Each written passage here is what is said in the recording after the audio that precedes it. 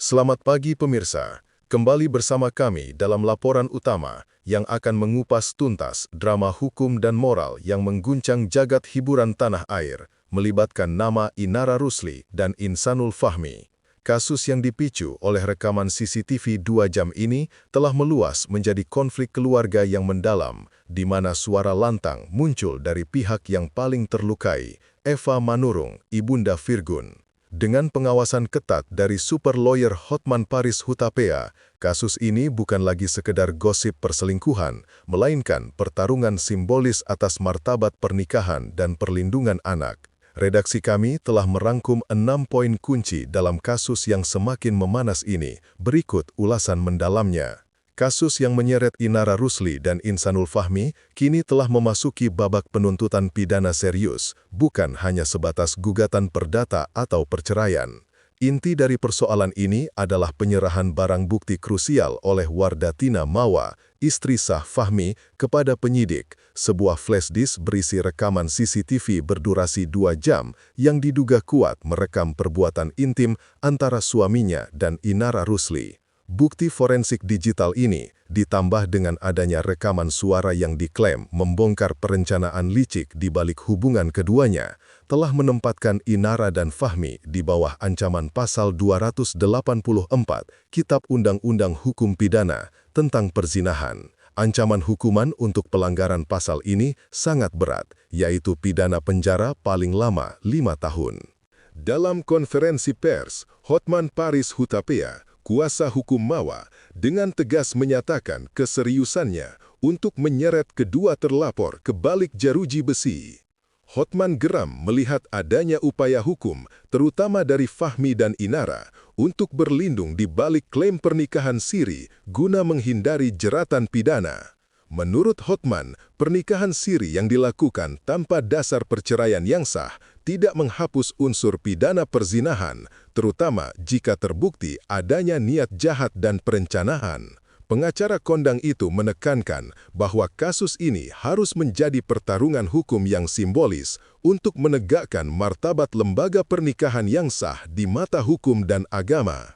Pihak kepolisian saat ini tengah menganalisis bukti CCTV dan rekaman suara tersebut secara mendalam, termasuk verifikasi forensik digital untuk memastikan keaslian dan konteksnya.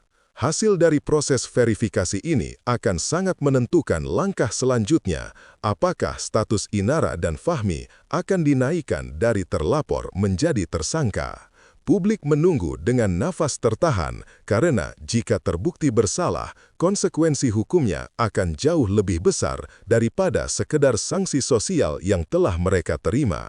Di tengah kegaduhan hukum yang berfokus pada bukti CCTV, muncul suara yang membawa dimensi emosional dan historis dalam kasus ini, Eva Manurung, ibunda Virgun. Bagi Eva, skandal yang melibatkan Inara ini bukanlah insiden yang berdiri sendiri, melainkan sebuah deja vu yang menyakitkan.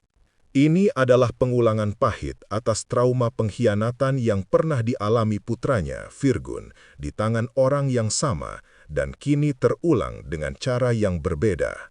Namun, fokus utama Eva Manurung jauh melampaui dendam pribadi. Eva memanfaatkan momentum ini untuk menuntut keadilan moral atas penderitaan yang selama ini dipikul oleh putranya dan yang paling penting untuk melindungi kesejahteraan mental cucu-cucunya. Reaksi Eva Manurung terhadap skandal ini sangat keras dan kegeramannya tidak tertuju pada perbuatan intim itu sendiri, melainkan pada lokasi dilakukannya perbuatan tersebut, rumah yang ditinggali oleh ketiga cucunya. Dengan nada tinggi, Eva Manurung berseru, "Udah, intinya kalau mau berbuat jangan di rumah. Udah titik, ada anak-anak di situ. Pergi keluar, ada hotel, apartemen, ada apa, ada titik." Pernyataan ini menggarisbawahi bahwa di mata Eva, pelanggaran yang dilakukan Inara lebih dari sekadar perselingkuhan. Itu adalah pelanggaran etika, asuh, dan moralitas di ruang yang sakral.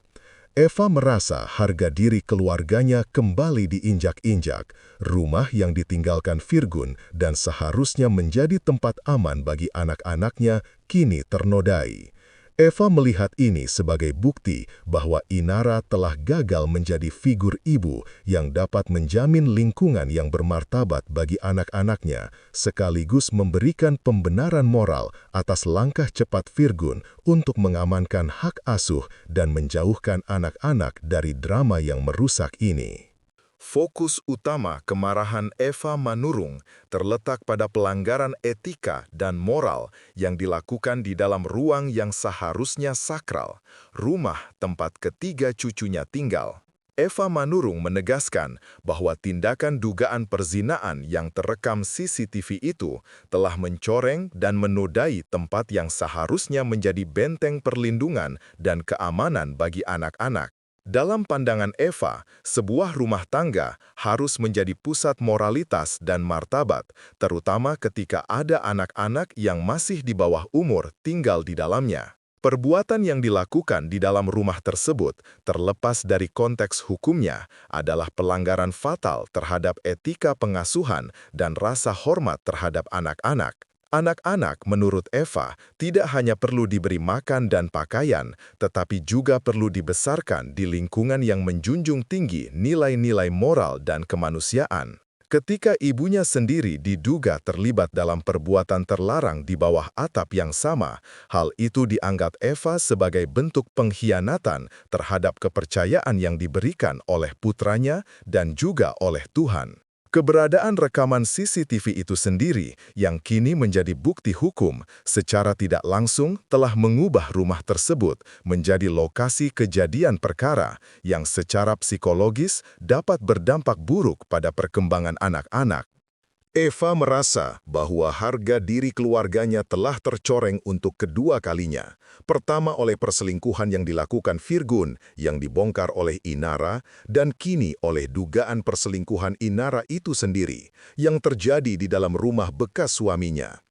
Seruan Eva Manurung untuk pergi keluar jika ingin berbuat asusila menggarisbawahi betapa pentingnya pemisahan antara urusan pribadi yang destruktif dengan lingkungan tempat anak-anak dibesarkan, menuntut adanya batasan moral yang tegas. Eva Manurung secara cerdas memanfaatkan momentum skandal ini untuk melancarkan serangan balasan moral terhadap citra publik Inara Rusli yang selama ini dikenal sebagai sosok polos dan lembut.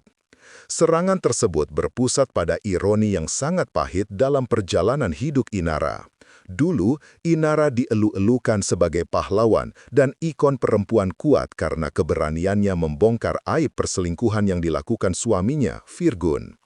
Ia membangun image sebagai korban yang terzalimi, seorang istri yang teguh pada prinsip moral.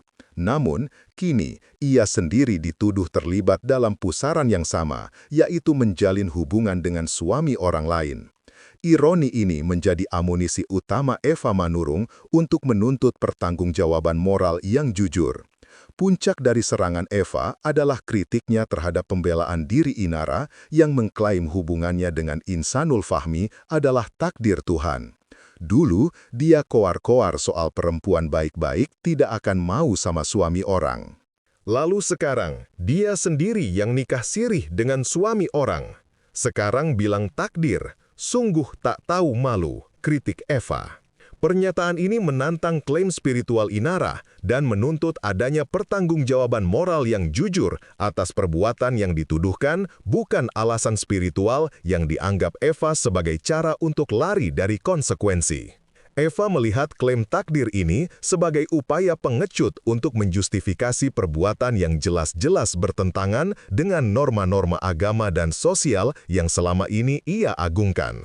Bagi Eva, ini adalah pembalasan moral terhadap penderitaan yang lama ia dan putranya tanggung dan sebuah pembuktian bahwa citra malaikat yang selama ini melekat pada Inara adalah citra yang rapuh dan palsu yang kini telah hancur oleh rekaman CCTV.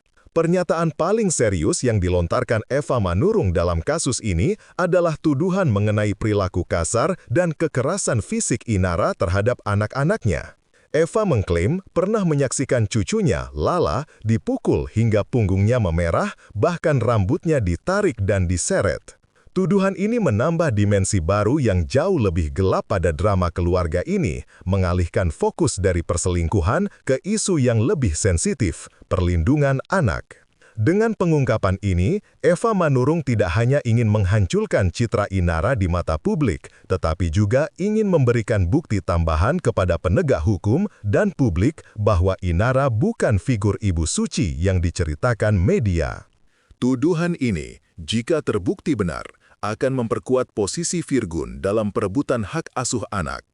Selain tuduhan kekerasan pada anak, Eva juga kembali mengungkit penderitaan yang dialami putranya, Virgun, selama proses perceraian, termasuk klaim bahwa Virgun hanya bisa membawa kolor setelah bercerai, menyoroti perpisahan yang penuh konflik, harta. Pengungkapan ini bertujuan untuk menunjukkan bahwa penderitaan Virgun bukan hanya disebabkan oleh perselingkuhan yang dibongkar Inara, tetapi juga oleh perilaku Inara selama pernikahan. Seluruh pengungkapan dari Eva ini merupakan strategi yang terencana untuk menunjukkan kepada publik bahwa langkah Virgun mengamankan ketiga anak mereka adalah langkah yang sepenuhnya dibenarkan secara moral dan demi keselamatan anak-anak. Kisah ini telah menjadi perpaduan yang kompleks antara pengkhianatan, hukum pidana serius, dan drama keluarga yang menyakitkan, di mana masa lalu kelam kini diangkat ke permukaan sebagai senjata moral untuk menuntut keadilan.